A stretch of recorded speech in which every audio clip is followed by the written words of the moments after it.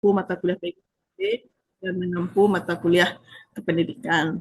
Nah, eh, sehari-harian beliau bertugas sebagai dosen, peneliti, juga pengelola jurnal. Saat ini beliau sedang melanjutkan pendidikannya, pendidikan dasar di S3 pendidikan dasar di Universitas Negeri Padang. Uh, beliau lahir di beliau lahir di Abai Siat tanggal 20 Oktober 1994. Jabatan fungsionalnya lektor. Uh,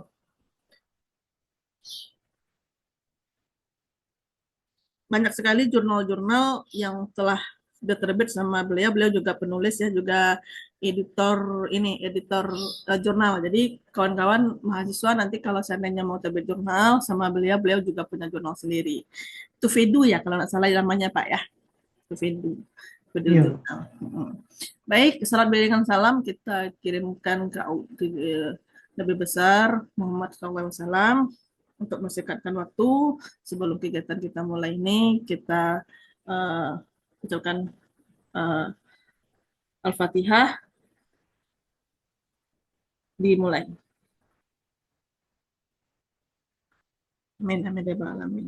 Baik, rekan-rekan mahasiswa A, mempersingkatkan waktu kuliah tamu kita pada siang hari ini, kita persilakan kepada Bapak Jingga untuk memaparkan materi. Nanti setelah ini baru kita sesi diskusi ya.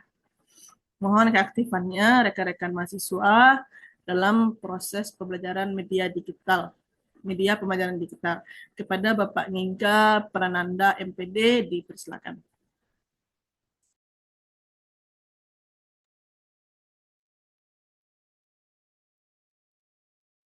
baik, terima kasih Bu Yona. Assalamualaikum warahmatullahi wabarakatuh. Waalaikumsalam warahmatullahi wabarakatuh. Waalaikumsalam warahmatullahi wabarakatuh. Selamat pagi ya, menjelang siang rekan-rekan mahasiswa semuanya. Kali ini saya dipercayai untuk memberikan materi berkaitan dengan media pembelajaran. Bersyukur kita ucapkan kehadiran Allah Subhanahu wa Ta'ala dengan mengucapkan Alhamdulillahirabbil alamin. Berselawat kepada Nabi Muhammad SAW dengan mengucapkan Allahumma sholli ala Sayyidina Muhammad wa ala alihi Sayyidina Muhammad. Yang terhormat Ibu Yona dan rekan-rekan mahasiswa ataupun dosen yang bergabung pada kesempatan kali ini. Di sini materi kita berkaitan tentang media pembelajaran digital. Kalau kita membahas tentang media, itu saya yakin adik-adik ataupun teman-teman semuanya pernah mendengar gitu ya, pernah mendengar ataupun pernah menerapkan media pembelajaran. Jadi sebuah proses pembelajaran itu eh, dikatakan berhasil ketika hasil belajar ataupun proses belajar dari siswa itu tuntas. Ya, tentunya faktornya tidak hanya eh, model pembelajaran saja, model pembelajaran, strategi pembelajaran, ataupun metode pembelajaran saja, tetapi di dalamnya ada media pembelajaran. Di sini yaitu media pembelajaran digital. Perkembangan teknologi yang sama-sama kita ketahui pada saat ini itu sangat berkembang sangat pesat gitu. Sekarang ada yang namanya OpenAI. Jadi semuanya bisa diakses di sana, membuat bahan ajar, membuat modul ajar, dan media-media yang lain bisa kita kerjakan dalam waktu singkat. Itu adalah salah satu manfaat OpenAI ataupun perkembangan teknologi gitu. Jadi media pembelajaran ini itu berkaitan dengan segala sesuatu ya, sesuatu untuk menyalurkan pesan dan informasi ataupun materi dari guru kepada siswanya. Jadi bagian dari instrumen yang dilakukan oleh guru di dalam kelas. Kalau secara pengertian, Itu media pembelajaran adalah alat, ya, alat yang digunakan untuk mendukung proses pembelajaran. Jadi guru membuat media pembelajaran terus diterapkan ke siswa sekolah dasar. Jadi untuk memilih media pembelajaran ini tentu kita harus mengenal peserta didik kita, ya, terutama di tingkat pendidikan dasar, MI ataupun sekolah dasar. Usia usia usia anak sekolah dasar tersebut tentunya adalah usia eh, tahap perkembangan gitu, mulai dari usia 7 sampai 11 tahun. Kalau kita mengkaji eh, perkembangan peserta didik yang dikemukakan oleh Jean Piaget, ya, seorang psikolog perkembangan asal Swiss, itu perkembangan yang pertama itu adalah berpikir logis ataupun eh, berpikir logis tapi konkret gitu. Jadi anak-anak mulai berpikir secara logis. Jadi usia perkembangannya. Contohnya seperti anak sekolah dasar bisa memahami bahwa jika kelas A lebih tinggi dari kelas B. Namun untuk siswa sekolah dasar itu mereka harus melihat sesuatu itu dengan konkret. Mereka belum bisa menghayal tentang hal yang tidak bisa yang tidak ada di depannya gitu, yang tidak dilihatnya yang tidak dilihat eh, dari matanya sendiri gitu. Jadi harus media ataupun produk yang konkret gitu, yang benar-benar dilihat oleh mata dia sendiri gitu. Dan contohnya tadi, misalkan eh, gelas A lebih tinggi dari gelas B. Misalkan guru eh, memperlihatkan sebuah gelas, ya, ada gelas tinggi dan gelas rendah. Dan gelas B lebih tinggi dari gelas C. Jadi maka gelas A itu juga lebih tinggi dari gelas C. Tapi hanya jika mereka bisa melihat langsung gelas-gelas tersebut. Jadi mereka harus melihat gelas tersebut secara langsung gitu, tanpa harus membayangkan. Jadi mereka bisa menyimpulkan bahwa ada gelas yang lebih tinggi dari gelas yang lain gitu. Itu yang dimaksud dengan berpikir logis tetapi konkret gitu. Ada juga kemampuan konservasi, ya. Jadi anak mulai memahami konsep konservasi itu di usia 7 sampai 11 tahun. Ini contohnya seperti eh, anak menyadari bahwa air di dalam gelas tinggi itu tinggi dan sempit, ya, tetapi memiliki volume yang sama. Dan jadi seperti itu kira-kira contoh perkembangan siswa sekolah dasar ini saya ambil menurut teori Jean Piaget. Jadi eh, seperti yang saya sampaikan tadi bahwa pemilihan media pembelajaran itu harus sesuai dengan perkembangan siswa ataupun peserta didik yang akan kita ajarkan. Terutama di sekolah dasar ataupun MI, itu mereka belum bisa berpikir secara abstrak. Jadi media pembelajaran yang kita gunakan itu harus bersifat abstrak gitu. Eh, Mungkin kita bisa menggunakan media video pembelajaran, gambar, dan lain-lain gitu. Kalau kalau bisa kita membawanya secara konkret selain media yang saya sampaikan tadi, justru itu lebih bagus gitu. Misalkan kita belajar tentang tumbuh-tumbuhan. Jadi guru membawa tumbuh-tumbuhan jenis tertentu ke dalam kelas. Itu justru lebih eh, bisa mengaktifkan proses berpikir siswa gitu. Jadi media yang digunakan itu benar-benar konkret gitu. Jadi pentingnya media ini yaitu membantu meningkatkan pemahaman dan keterlibatan siswa. Jadi tidak hanya eh, teacher center tetapi student center. Jadi berpusat kepada siswa itu sendiri gitu. Jadi membantu siswa meningkatkan pemahamannya daripada guru hanya berceramah di depan kelas, terus dikasih soal, disuruh siswa menjawab, tetapi tidak menggunakan media pembelajaran. Tentunya media pembelajaran ini harus dikolaborasikan dengan metode ataupun model pembelajaran, sehingga media ini bisa diterapkan secara maksimal. Yang ketiga, perkembangan teknologi. Seperti yang saya sampaikan di awal tadi, perkembangan teknologi ini pada saat ini sangat pesat sekali. Jadi guru harus kreatif ya, kreatif dan mau belajar. Jadi banyak sekali aplikasi-aplikasi yang bisa digunakan oleh guru untuk menerapkan media pembelajaran yang akan diajarkan gitu. Nanti saya akan mencoba perlihatkan salah satu media pembelajaran yang menggunakan digital ataupun teknologi. Tujuan pembelajaran digital ini yang pertama memahami konsep media pembelajaran digital. Jadi media pembelajaran digital ini mencakup berbagai alat dan platform yang digunakan untuk mendukung proses belajar mengajar. Jadi berbasis teknologi ataupun berbasis digital. Apalagi di zaman sekarang Bapak Ibu Anda semua itu bisa menggunakan laptopnya dan bisa apa namanya menggunakan aplikasi-aplikasi yang sudah ada. Yang kedua itu mengetahui jenis-jenis media digital. Berbagai jenis media digital yang pertama yaitu video, podcast, e-book, dan aplikasi. Jadi kita menggunakan media seperti video yang ada gambarnya, terus ada audionya. Ini tentunya untuk mencapai kebutuhan siswa.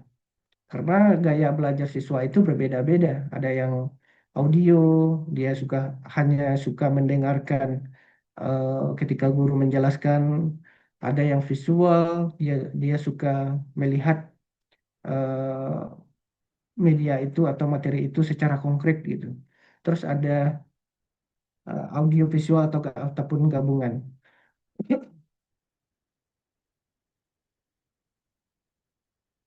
Terus ada kinestetik. Jadi mereka senang ketika praktek ya. Jadi ketiga gaya belajar ini itu ada pada media pembelajaran digital. Jadi mereka melihat, mereka mendengar, mereka mempraktekkan. Jadi itulah kegunaan dari media pembelajaran digital ini untuk eh, menggapai dari gaya belajar siswa yang berbeda-beda tersebut. Terus ada manfaat penggunaan media pembelajaran ini, yaitu meningkatkan motivasi siswa.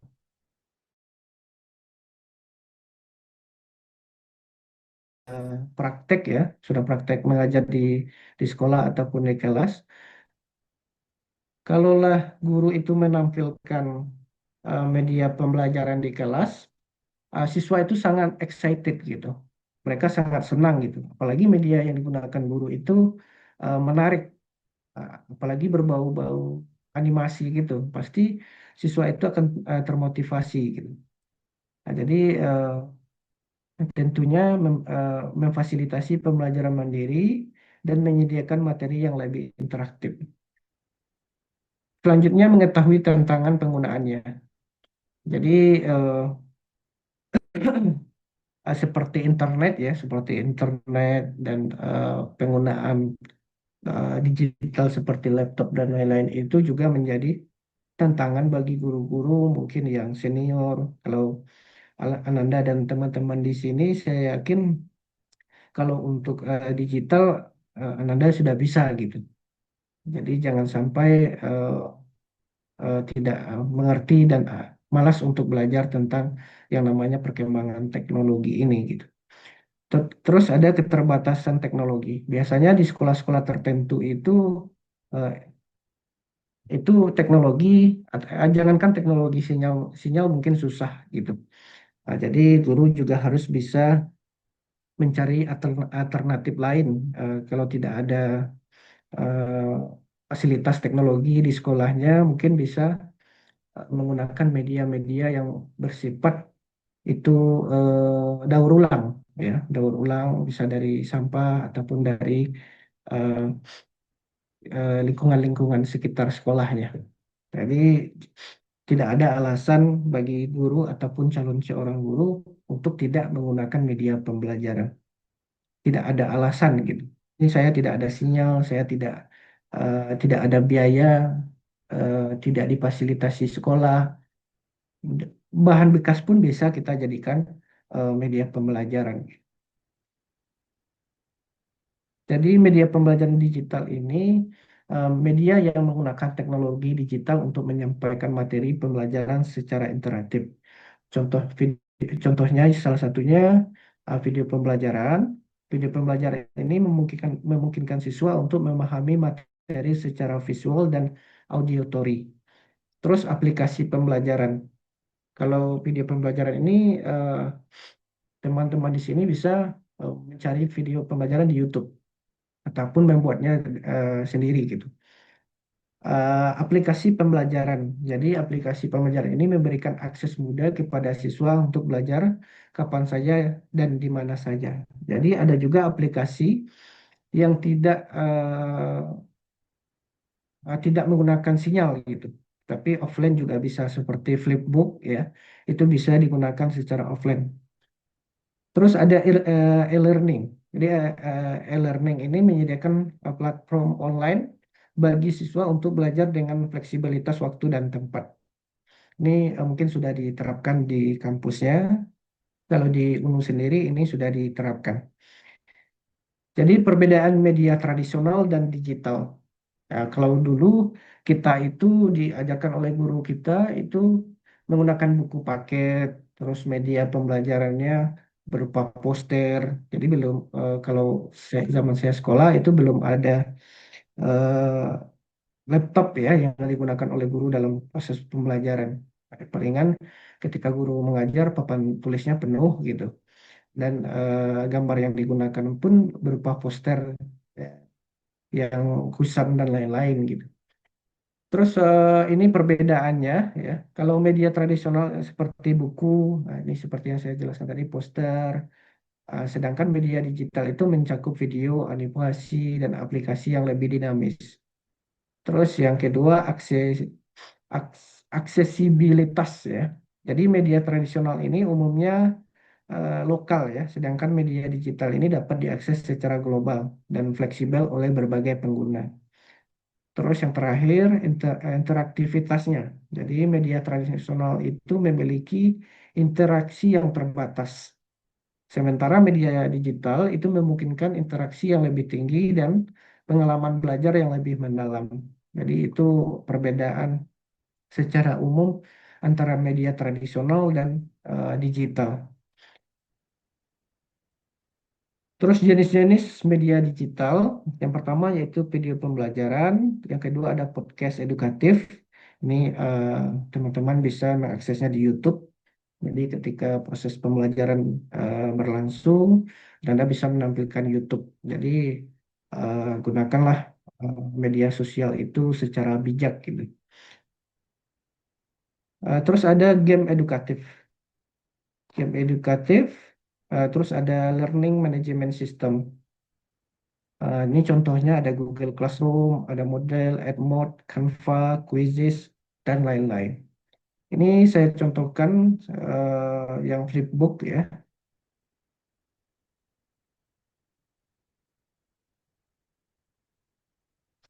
Sudah kelihatan? Sudah, Pak. Sudah kelihatan? Sudah ya? Jadi aplikasi Flipbook ini adalah aplikasi 3D ya, 3D yang bisa digunakan mengkonvert media pembelajaran menjadi 3D gitu. Jadi ini bisa digunakan di dalam kelas ya untuk penunjang proses pembelajaran. Ini bisa diakses secara offline. Ini contohnya. Jadi ini seperti buku digital. Nah, ini bisa nanti Ananda tampilkan di depan kelas dengan materi-materi yang menarik pastinya. Nah, di sini juga bisa menampilkan video. Jadi ambil video di YouTube ataupun dibikin video sendiri. Nanti akan muncul di dalam Flipbook ini. Nah, seperti ini. Setelah menerangkan materi, terus tampilkan video, ajak siswa berdiskusi, maka siswa akan apa namanya termotivasi gitu. Apalagi menggunakan media digital yang interaktif seperti ini gitu. Ini salah satu contohnya. Izin Pak Gengga, nggak kelihatan Pak. Oh, nggak kelihatan ya? Mm-mm. Nggak keluar dia, Pak. Bentar.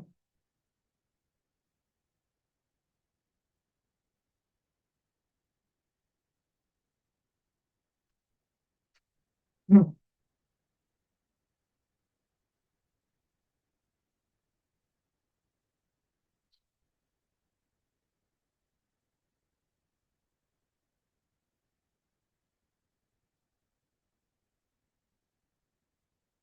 sudah, Bu?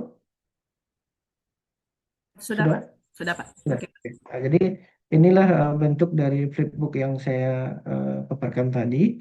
Jadi flipbook ini mengkonvert media pembelajaran menjadi 3D.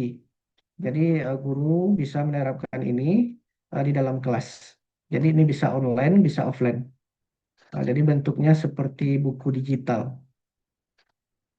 Dan di dalam buku ini juga bisa memutarkan video, ambil videonya di YouTube ataupun bikin sendiri, terus diupload di dalam aplikasi ini.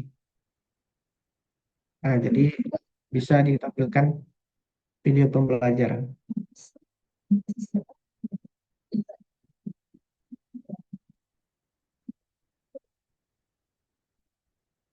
Jadi, jadi seperti inilah penggunaan dari Flipbook itu sendiri. Jadi Ananda ataupun teman-teman di sini bisa menggunakan Flipbook ini. Silakan nanti cari saja di YouTube bagaimana mengupload eh, aplikasinya ataupun mengkonvert media menjadi 3D di Flipbook. Saya lanjut.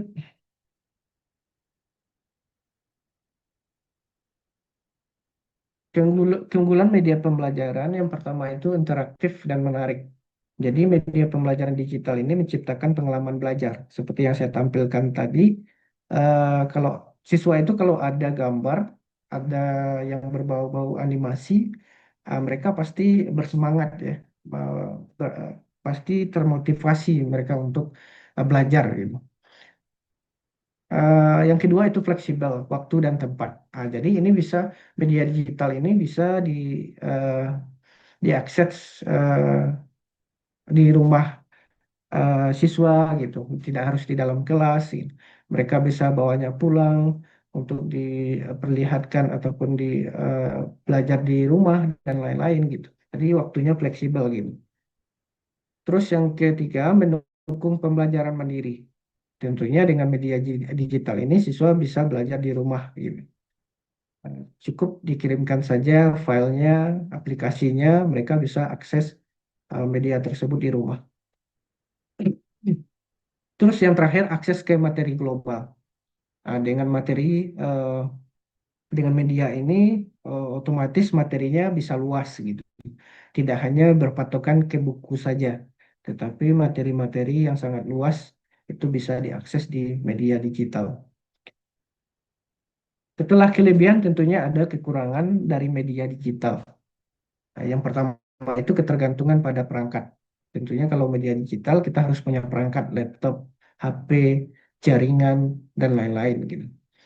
Jadi penggunaan media digital ini menuntut siswa untuk memiliki perangkat dan koneksi internet yang stabil. Tapi ada juga aplikasi yang tanpa internet. Tetapi untuk membuat medianya itu perlu internet, tetapi pengaplikasiannya ada aplikasi yang tidak menggunakan internet. Yang kedua, potensi distraksi ataupun gangguan. Jadi media digital ini dapat menyebabkan gangguan seperti notifikasi dan konten-konten yang tidak relevan. Tentunya penggunaan eh, aplikasi itu juga harus diseleksi oleh guru.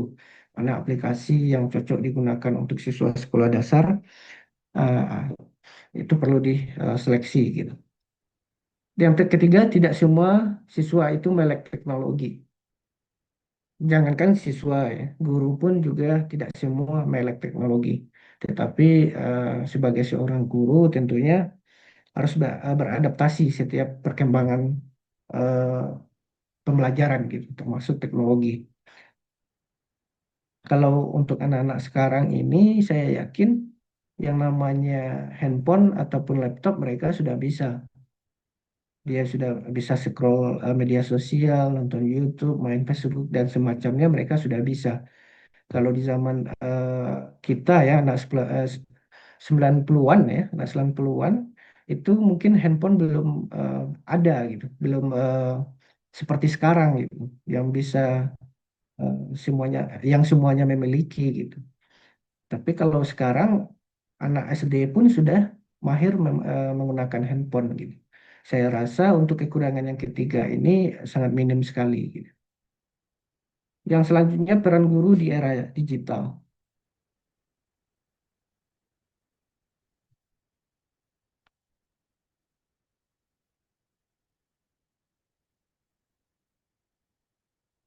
Jadi di dalam perkembangan teknologi ini, jadi ada peran guru yang harus diperhatikan. Salah satunya adalah guru itu menjadi fasilitator. Jadi guru berfungsi sebagai fasilitator yang membantu siswa dalam proses pembelajaran. Yang kedua, menyusun media digital yang tepat. Terus yang ketiga, mendorong literasi digital, kolaborasi dalam pembelajaran. Yang kelima, penilaian berbasis teknologi. Dan yang keenam, inovasi dalam pengajaran.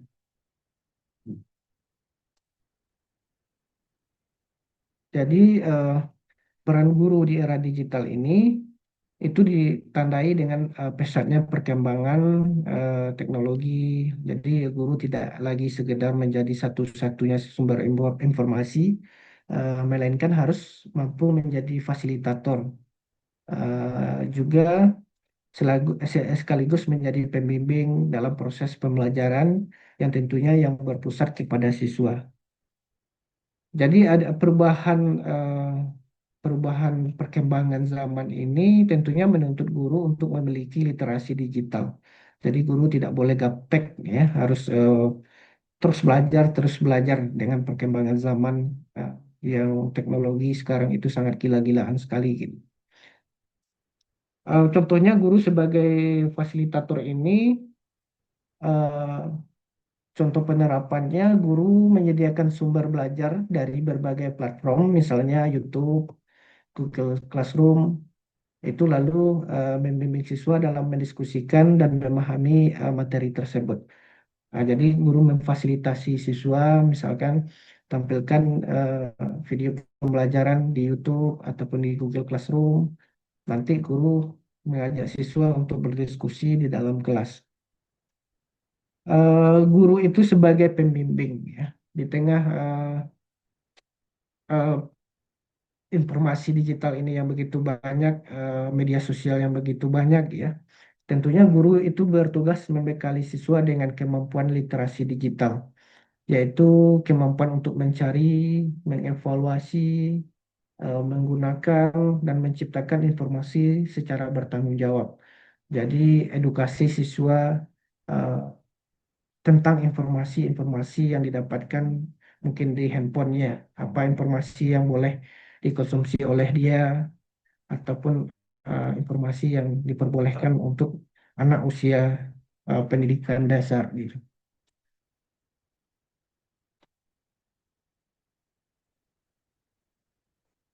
Berikutnya prinsip desain media digital. Yang pertama yaitu sederhana dan menarik. Yang kedua relevan dengan materi. Yang ketiga gunakan multimedia. Yang keempat evaluasi efektivitas media. Jadi setelah penerapan media pembelajaran tersebut, tentunya guru harus mengevaluasi apakah media ini efektif atau tidak diterapkan gitu, diterapkan misalkan di kelas rendah gitu. Jadi adanya refleksi di akhir proses pembelajaran.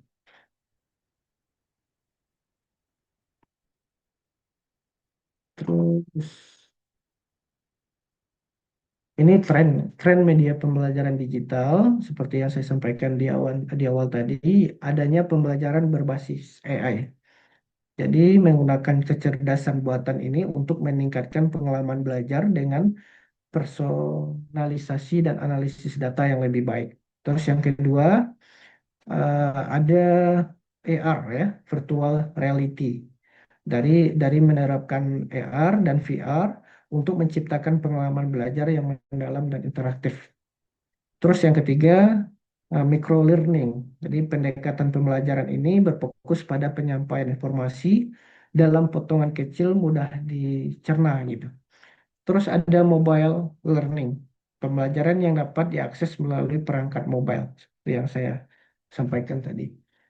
Terus pentingnya media pembelajaran ini yang pertama, media pembelajaran digital ini sangat penting dan relevan di era teknologi saat ini, memberi kemudahan akses informasi dan dalam pembelajaran.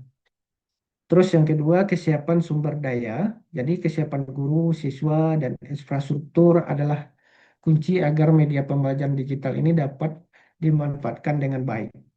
Terus ada juga dukungan pihak terkait dan inovasi dan kreativitas. Jadi media digital ini ya, terkhusus penerapannya di dalam kelas, guru itu harus kreatif, harus rajin-rajin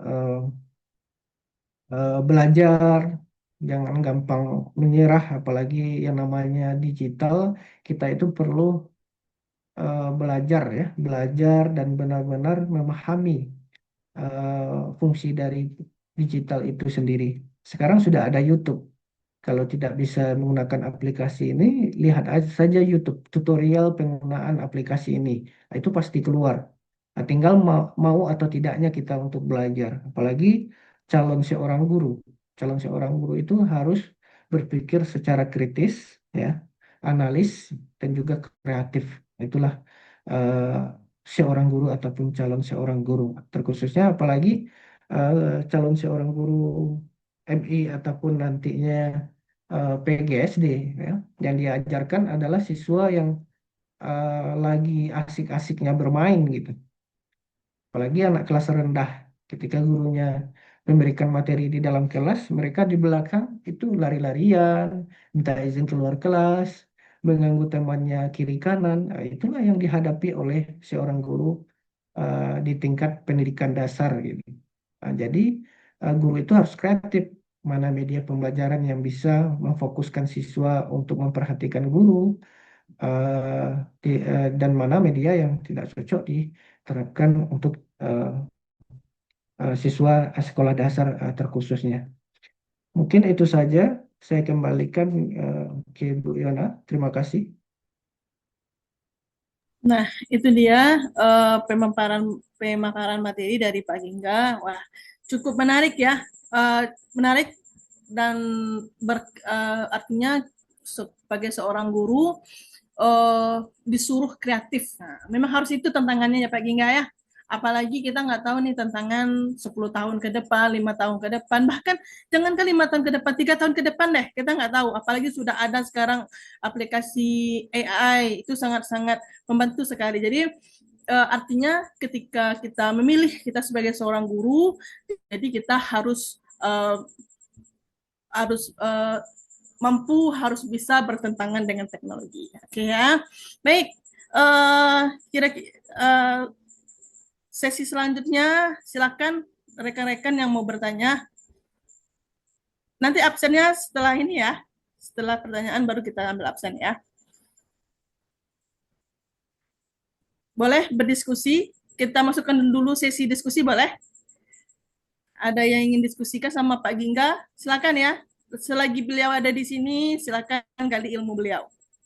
Ya, ilmu media, metode, nanti kita tidak akan hubungan metode, media, dan strategi tidak akan terlepas ya Pak Gingga ya.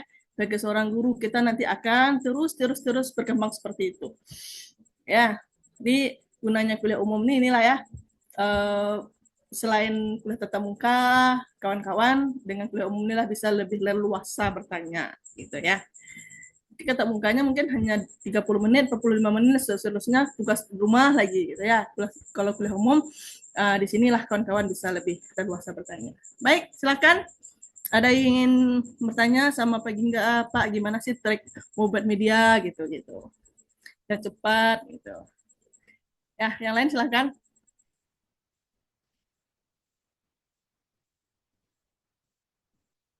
Ada?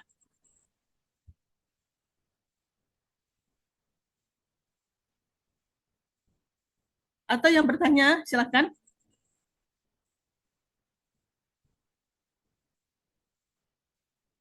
Yang bertanya, silakan, boleh.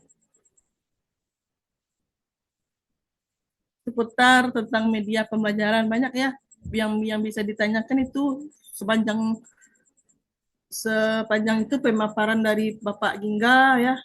Eh, isinya bagus, isi materinya bagus. Kawan-kawan bisa lebih lebih berkreasi lagi setelah ini. Jadi jangan takut juga nanti pas mau nulis skripsi, wah apa yang mau ditulis ya, bahkan padahal banyak itu yang bisa ditulis, apalagi tentang media ini. Nah, rekan-rekan yang mau berdiskusi boleh, yang mau bertanya boleh. Kita buka dulu sesi 3 pertanyaannya 3 ya. Silakan.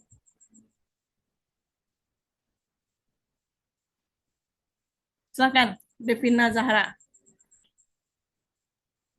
Baik, terima kasih kepada Ibu. Saya Davina Zahra dari Prodi PGSD Universitas Nahdlatul Ulama. Saya ingin bertanya kepada Bapak, di mana pertanyaan saya yaitu, seperti yang sudah Bapak jelaskan tadi, bahwa pengguna media pembelajaran digital dapat meningkatkan motivasi dan hasil belajar siswa. Namun beberapa mahasiswa atau saya berpendapat bahwa tidak semua siswa bisa fokus saat belajar menggunakan media digital karena gangguan dari gawai dan internet. Berdasarkan penjelasan itu, bagaimana Bapak menilai efektivitas media pembelajaran digital? Dan sertakan minimal satu contoh konkret dari pengalaman yang telah Bapak amati. Sekian pertanyaan dari saya. Saya kembalikan kepada Ibu Yona. Terima kasih. Terima kasih. Gimana Pak Gingga, kita kumpulkan dulu atau Bapak langsung menjawab? Boleh langsung jawab aja, Bu Yana. Oke, baik. Silakan Pak. Baik, bagus sekali pertanyaannya. Jadi tentunya penerapan media ini tidak selamanya efektif juga karena ada faktor-faktor yang lain eh, yang mempengaruhi dari media digital, khususnya digital seperti internet ataupun keterbatasan siswa untuk mengakses aplikasi yang digunakan. Tetapi kalau berbicara secara efektivitas, tentunya banyak sekali penelitian yang berkaitan dengan media pembelajaran, khususnya penelitian yang saya lakukan yaitu, bentar, boleh saya scroll?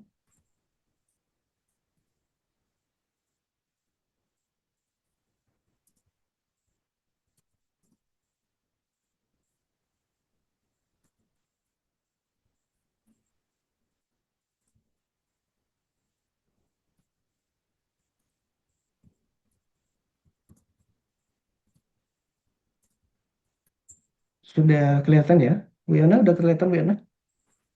Udah Pak. Ya. Nah, jadi ini ada beberapa penelitian yang saya lakukan.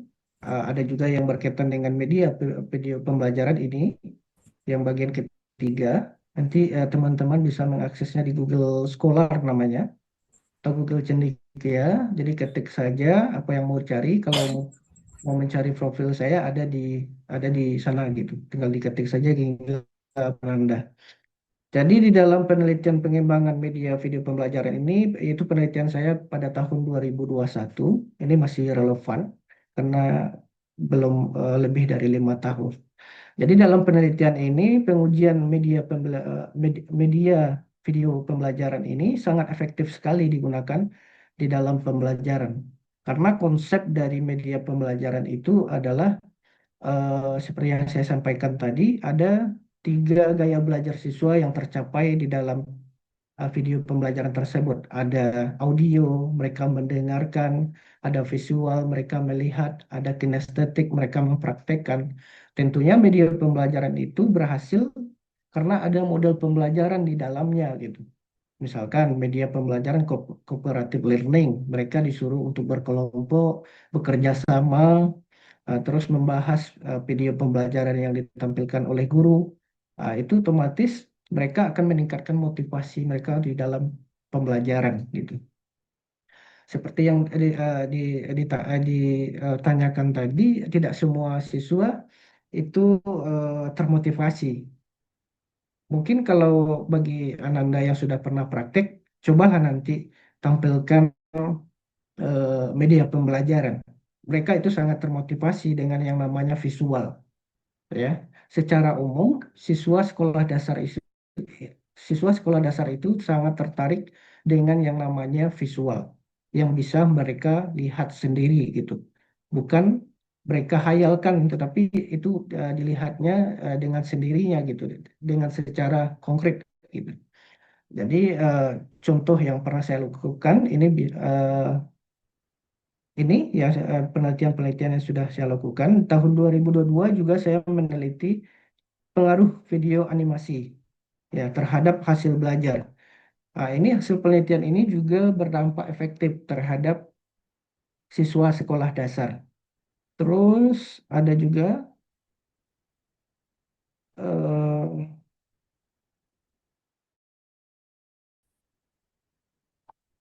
media lagu ya, media lagu yang saya ini meningkatkan hasil belajar siswa menggunakan media lagu. Dan sekarang juga saya akan meneliti tentang eh, video pembelajaran juga. Jadi itu beberapa penelitian itu baru penelitian saya gitu. Belum lagi peneliti yang lain yang berkaitan dengan video pembelajaran. Tentunya video pembelajaran ataupun media pembelajaran itu berhasil, faktornya banyak, baik dari siswa, baik dari sekolahnya, baik dari gurunya. Kalau gurunya kreatif, otomatis berdampak kepada siswanya. Kalau sekolahnya memfasilitasi, otomatis berdampak kepada guru dan siswanya gitu. Begitu juga sebaliknya. Jadi ketika kita eh, mengajar, faktor itu banyak. Jadi kita tidak bisa menilai eh, ke satu arah saja. Misalkan ketika hasil belajar siswa itu rendah, terus kita salahkan siswanya. Tidak. Ada faktor yang lain, bisa jadi faktor gurunya seperti yang saya jelaskan tadi gitu. Bisa jadi gurunya tidak menggunakan model pembelajaran yang tepat untuk menerapkan media pembelajarannya. Jadi seperti itu secara singkatnya. Saya kembalikan ke Bu Yona. Terima kasih. Eh, ya, itulah tadi penjelasan dari Pak Jingga. Bagaimana Devina Zara? Baik, terima kasih Ya. Bapak sudah menjawab pertanyaan dari saya. Saya cukup paham atas jawaban yang telah Bapak berikan. Terima kasih. Saya kembalikan kepada Bu Yona. Iya, jadi kesimpulannya adalah sesuai dengan pengalaman. Jadi rekan-rekan mahasiswa ya, jangan pernah ragu untuk memulai dulu. Jangan pikirkan ribetnya dulu, membuat media itu ribet ya gitu. Jangan pikir ribetnya dulu. Yang penting memulaikan dulu. Nanti seiring berjalannya waktu dengan pengalaman kita akan tahu dampak negatif, dampak positif terhadap media yang kita gunakan. Gitu ya. Jangan pernah memulai dulu, intinya dari itu ya. Kesimpulannya saya dapat dari paginya ya. Baik, penanya selanjutnya dari Stay Ala lagi. Ayu Hartika. Oke. Baik, terima kasih Bu. Saya ingin bertanya, di mana pertanyaan saya? Ya, silakan Ayu. Mbak Ayu.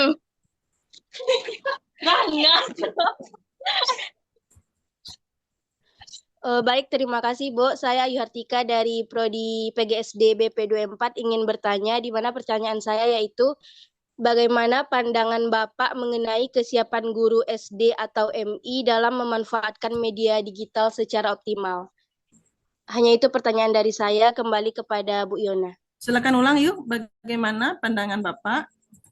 Bagaimana pandangan Bapak mengenai kesiapan guru-guru SD atau MI dalam memanfaatkan media digital secara optimal? Mengenai media pembelajaran manfaat ya. Oke.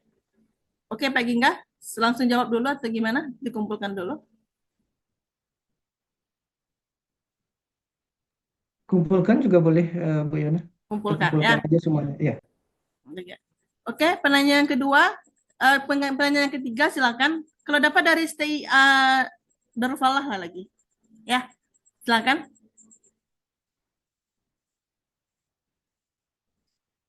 Kita kan ada PGSD, ada PGMI. Sebenarnya kan kesarannya nanti PGSD itu sama dengan PGMI. Bedanya nanti kan kita satu sekolah Islam terpadu, satu sekolah umum gitu. Nah, kalau untuk media ini semuanya pakai kok digunakan. Ya, digunakan baik itu sekolah umum maupun sekolah pesantren maupun sekolah Islam terpadu gitu. Ya. Jadi intinya guru itu tidak terlepas dari konteksnya media gitu ya. Silakan dari Darul Malah, kawan-kawan dari Stay. Ada? Bu Resti. Siapa ini lagi nih? Ada Zulfitria ya? Ini dari ini ya? Dari Stay ya? Siapa lagi nih? Firda Nurzana. Silakan. Atau sambil mencari saya jawab ya. Oke. Baik, sebelum kita menunggu ya, kita persilakan kepada Pak Gingga menjawab pertanyaan dari Ayu Hatika. Kepada Pak Gingga dipersilakan. Ya, Ayu, terima kasih tadi bagus pertanyaannya. Baru angkatan 2024 ya. Jadi kalau berkaitan dengan kesiapan guru itu tentunya bukan hanya soal teknologi ya. Jadi selain pemahaman guru tentang teknologi, secara umumnya kesiapan guru itu dilihat dari 3 aspek. Yang pertama itu aspek kognitifnya atau pengetahuan dan pemahaman ya. Jadi guru harus memiliki pemahaman tentang berbagai jenis media pembelajaran digital. Itu yang pertama. Jadi pemahaman guru ataupun pengetahuan guru tentang jenis media pembelajaran digital. Nah, terus fungsinya apa dan bagaimana menggunakannya secara efektif di dalam proses belajar mengajar. Ini termasuk mengenai aplikasi ataupun platform yang seperti Google Classroom seperti yang saya sampaikan tadi. Jadi pemahaman guru di dalam penerapan media pembelajaran digital ini harus penting gitu. Harus tahu dulu ini aplikasi buat apa, ini Google Classroom ini buatnya untuk penerapannya bagaimana, itu harus dipahami oleh guru. Baru setelah dipahami eh, secara aplikasinya secara umum barulah diterapkan di dalam kelas. Yang kedua ada afektif, jadi sikap dan motivasi. Jadi sikap positif terhadap teknologi itu sangat penting.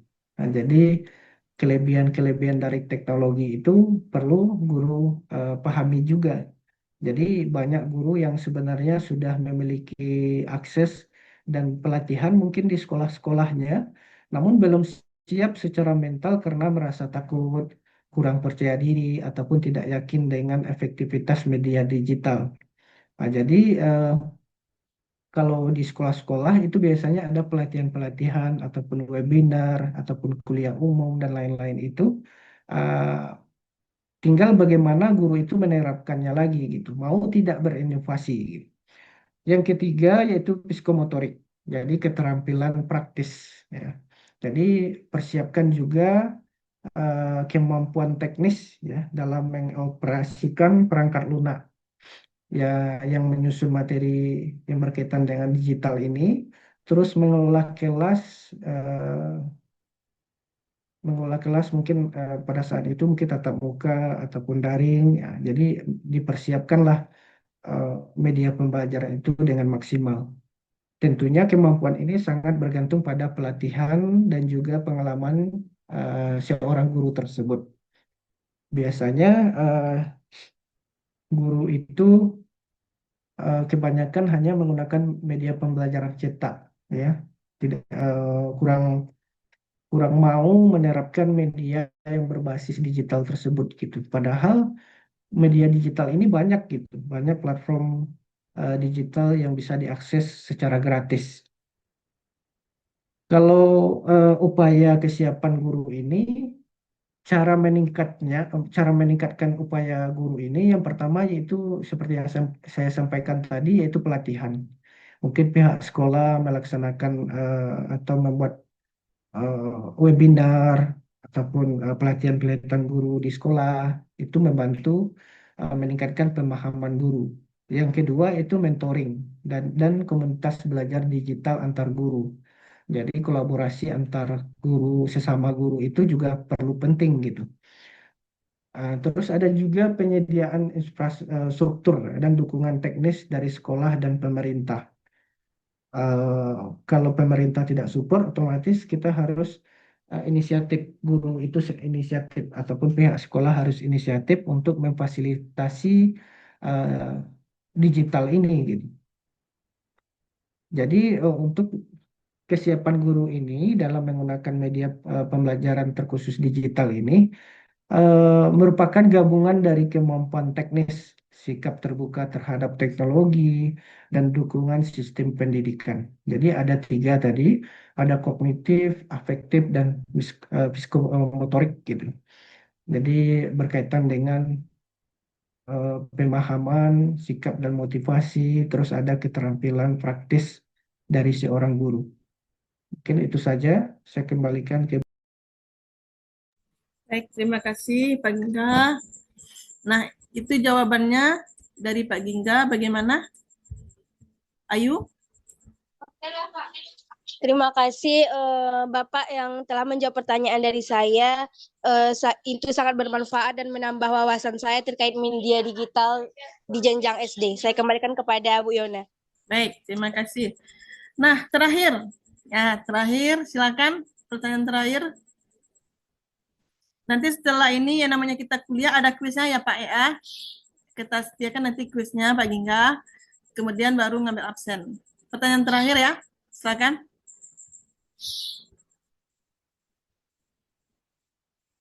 Tidak ada? Pas? Dari Stay IA, silakan kawan-kawan. Atau berdiskusi atau tidak bertanya, ada berdiskusi saja, boleh. Silakan. Atau ada keluhan-keluhan tentang media Ya, digital ini, penggunaannya gitu. Oke, silakan. ya itu Pak Gingganya udah buka itu.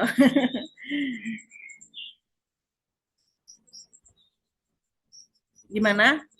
Yang lain? Atau yang lain dari UNU, dari STIA yang bertanya silakan.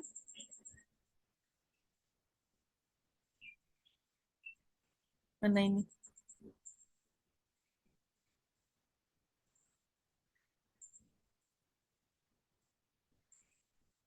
Tidak ada? Baik. Jika tidak ada, yang terakhir kita sediakan kuis ya. Kita sediakan kuis untuk Pak Gingga. Silakan Pak berikan kuis satu pertanyaan aja, boleh dijawab oleh rekan-rekan mahasiswa kita nantinya. Silakan.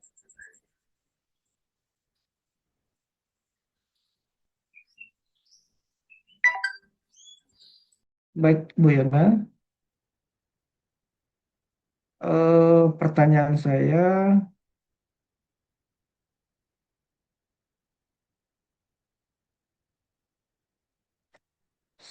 sebutkan salah satu manfaat media pembelajaran digital, terkhususnya untuk tingkatan pendidikan dasar. Sebutkan salah satunya. Apa manfaat menurut teman-teman media pembelajaran digital ini, apa manfaatnya? Itu dia pertanyaan dari Pak Gingga. Silakan, ada yang bisa menjawab?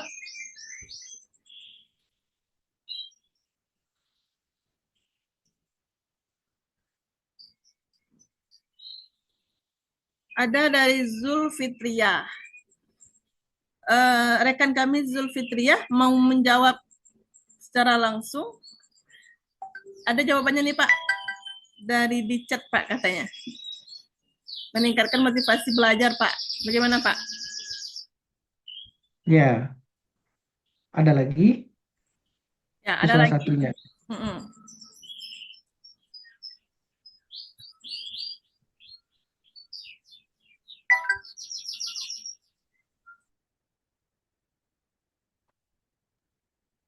Gimana rekan-rekan, masih ada? Oke. Bagaimana menurut Pak Gingga? ada, Bu.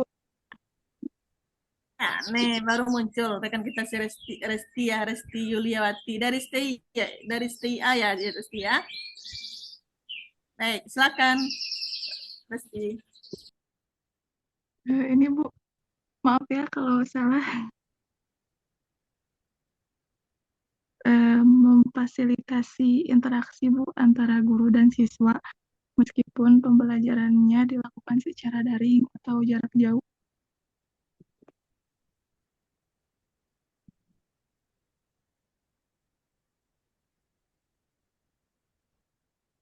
Meningkatkan interaksi ya, bagus. Motivasi, hasil belajar, interaksi, meningkatkan kreativitas, meningkatkan kemampuan berpikir kritis siswa. Itu juga termasuk ke dampak positif dari penggunaan media pembelajaran digital. Oke, Bu Yona. Gimana, Bu Yona?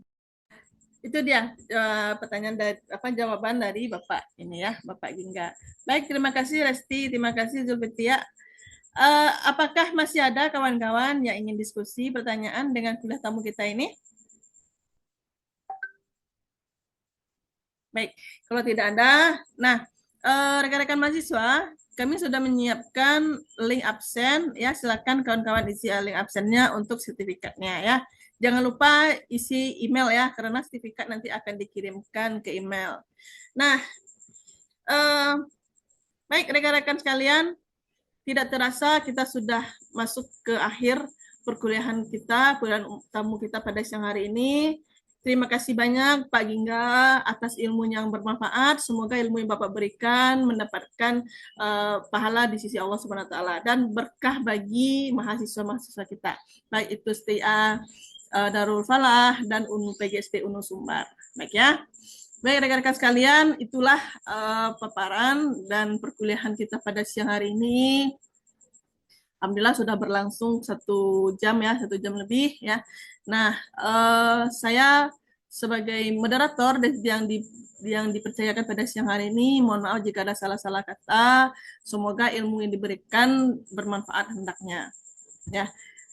Akhir kata dengan mengucapkan alhamdulillah wallahumma fi'ila akmin tarik. Wassalamualaikum warahmatullahi wabarakatuh. Sampai ketemu di kuliah umum berikutnya. Silakan kawan-kawan. Jangan lupa ya isi absennya ya.